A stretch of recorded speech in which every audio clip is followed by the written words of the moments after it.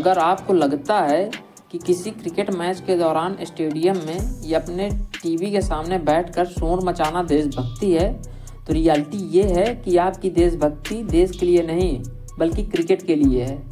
क्योंकि एक ऐसा खेल जिसे मुश्किल से 10-12 देश खेलते हों, तो साबित तो यही होता है कि हम उस गली के शेर बनते हैं जहाँ कोई दूसरा खेलने ही नहीं आता। असली जंगल में तो हमारी आवाज़ निकलना बंद हो जाती है ना।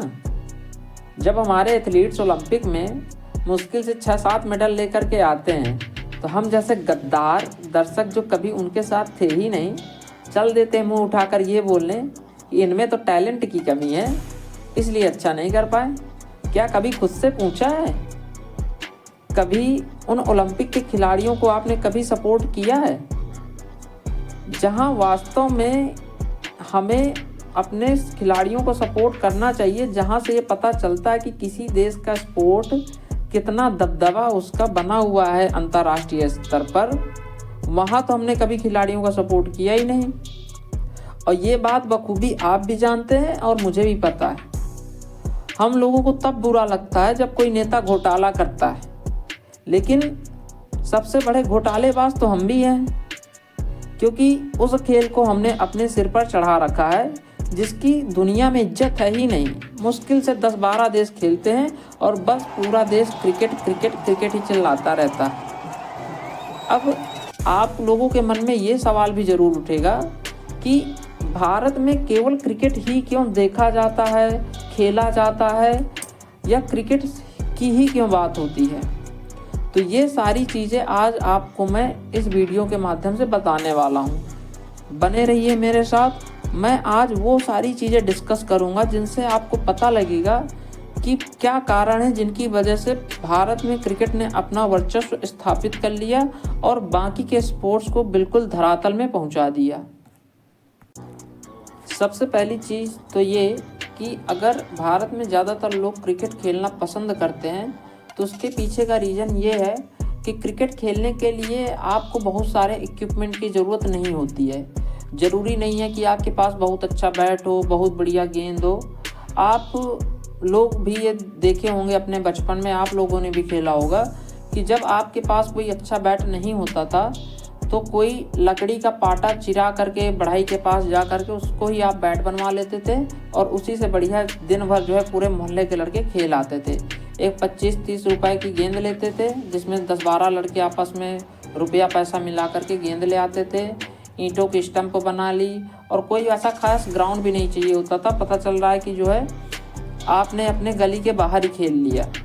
लेकिन जब हम बात करते हैं अदर स्पोर्ट्स की, तो अदर स्पोर्ट्स थोड़ा सा महंगे पड़ जाते हैं। जैसे मान लीजिए कि जब मैं या आप छोटे रहे होंगे तो फुटबॉल खेलना मुझे भी पसंद था और आपको भी पसंद था, लेकिन फुटबॉल को हम अफोर्ड ही नहीं कर सकते थे क्योंकि फुटबॉल 250, 300 या 400 रुपए की आती है। और फुटबॉल अगर हमने नंगे पैरों से खेला तो उसमें भी समस्या लगने का डर रहता है, तो उसके लिए जूते भी चाहिए। अगर मान लीजिए हॉकी हमें खेलनी है तो उसके लिए सबको अलग से हॉकी स्टिक चाहिए, वो भी महंगी पड़ जाती है।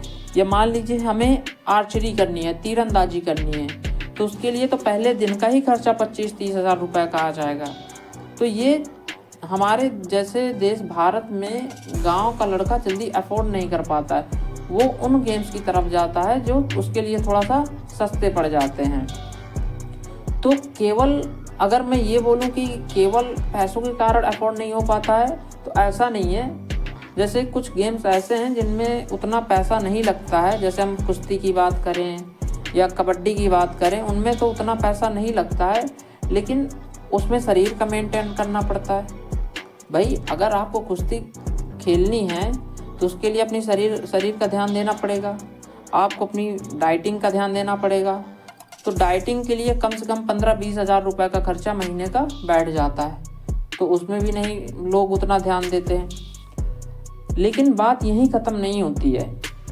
हमारे देश की जो मेन स्ट्रीम मीडिया है उसका भी जो हमारे अदर स्पोर्ट्स हैं उनके साथ बहुत सौतेला व्यवहार देखने के लिए हमें मिलता है। आप लोगों ने खूब देखा होगा टीवी चैनल्स में कि जब इंडिया क्रिकेट वर्ल्ड कप हारती है तो महीनों तक रोना धोना चलता है या किसी बड़े क्रिकेट खिलाड़ी की कोई पर्सनल न्यूज़ लीक हो जाए तो वही हफ्तों तक मीडिया की हेडलाइंस बनी रहती है। लेकिन वहीं जब हमारी हॉकी टीम या कोई बॉक्सर मेडल जीत कर आता है तो उन्हें सिर्फ 2 दिन की न्यूज़ मिलती है।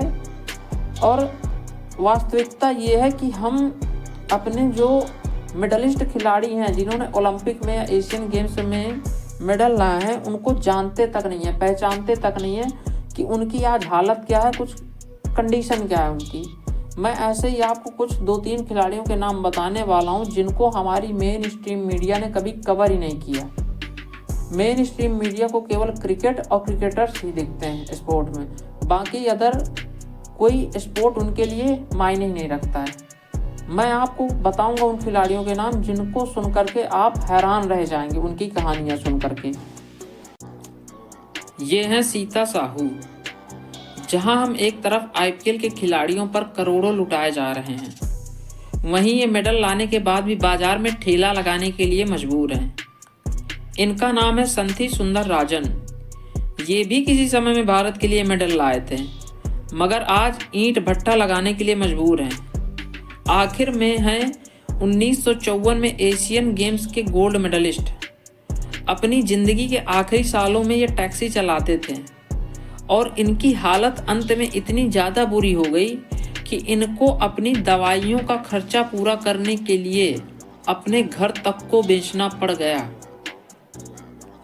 क्या आप कल्पना कर सकते हैं हमारे इस क्रिकेट प्रेमी समाज ने इन खिलाड़ियों के साथ कितना बड़ा अन्याय किया है, जिन्होंने अपनी कड़ी मेहनत से भारत के लिए मेडल लाए, भारत का नाम दुनिया भर में रोशन किया। उनको हमारे समाज ने कभी पहचाना ही नहीं। पता है, जब आप इंटरनेट में सर्च करेंगे तो ऐसे ही न जाने कितने एथलीट्स आपको मिल जाएंगे जिन्होंने अपनी मेहनत के दम पर बहुत कुछ भारत के लिए किया, लेकिन उनके लिए कभी कुछ किया ही नहीं गया। केवल क्रिकेट को अहमियत देने के कारण 150 करोड़ की आबादी वाला देश जब ओलंपिक में भाग लेने जाता है तो उसको 5-6 मेडल लाना मुश्किल पड़ जाता है। हम दोष देते हैं कि खिलाड़ियों में कमी है, लेकिन वास्तविकता ये है कि कई लोग अपने बचपन में किसी खेल में बहुत माहिर रहे होंगे। आपने भी ये चीज़ देखी होगी अपने गांव में, अपने मोहल्ले में, कि कई लड़के जो है किसी न किसी खेल में बहुत टैलेंटेड थे, लेकिन हमारे देश की व्यवस्था ने उनके टैलेंट को उनके बचपन में ही दफनाने का काम कर दिया। कभी उनको मौका ही नहीं दिया कि वो अपने टैलेंट को, अपने हुनर को निखारें और भारत के लिए उस जगह पर जाकर के मेडल लाएं जहां पर पूरी दुनिया पार्टिसिपेट करती है। चीन, अमेरिका, जापान, ये भारत में सब आज जनसंख्या में पीछे हैं, लेकिन जब ओलंपिक में मेडल्स की बारी आती है तो भारत इनके सामने कहीं टिकता ही नहीं है।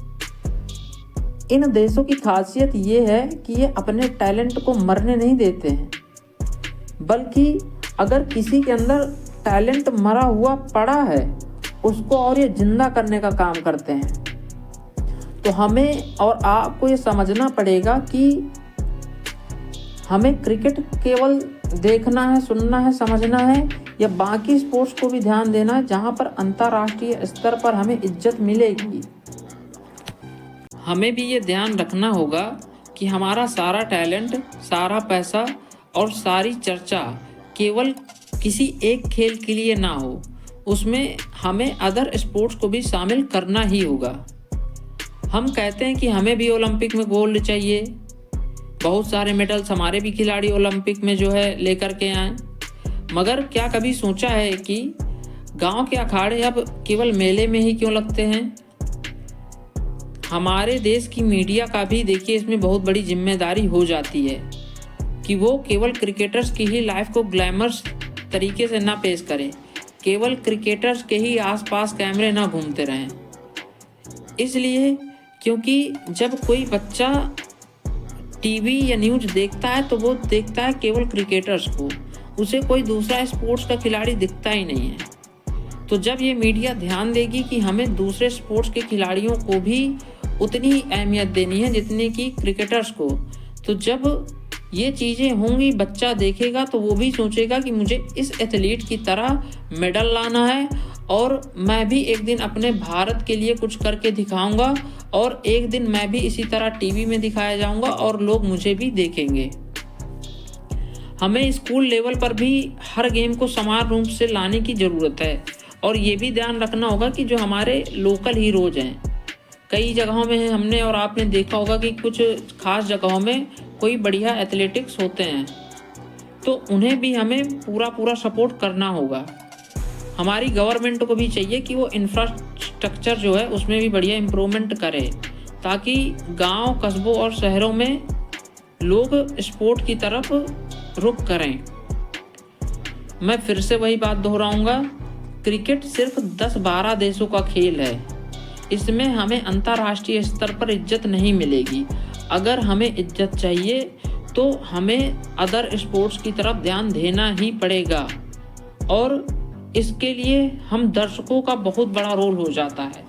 जब हम किसी खिलाड़ी को अपना सपोर्ट देंगे, वो भी ये देखेगा कि उसकी मेहनत बेकार नहीं जा रही है, तो वो मेहनत और अपनी बढ़ाएगा और वो ये सोचेगा कि मैं अपने देश के लिए मेडल लाऊं।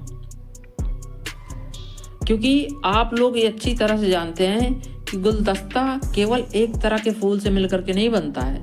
जब उसमें कई सारे फूल मिलते हैं तभी वो गुलदस्ता देखने में अच्छा लगता है।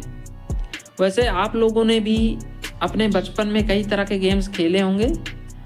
अगर खेले हैं तो कमेंट में ज़रूर बताएंगे, जिन्हें कभी आप बचपन में अपने दोस्तों के साथ खेला करते थे। वीडियो को अपने दोस्तों के साथ भी ज़रूर शेयर कर देना, ताकि वो भी इस इम्पॉर्टेंट जानकारी को मिस ना करें।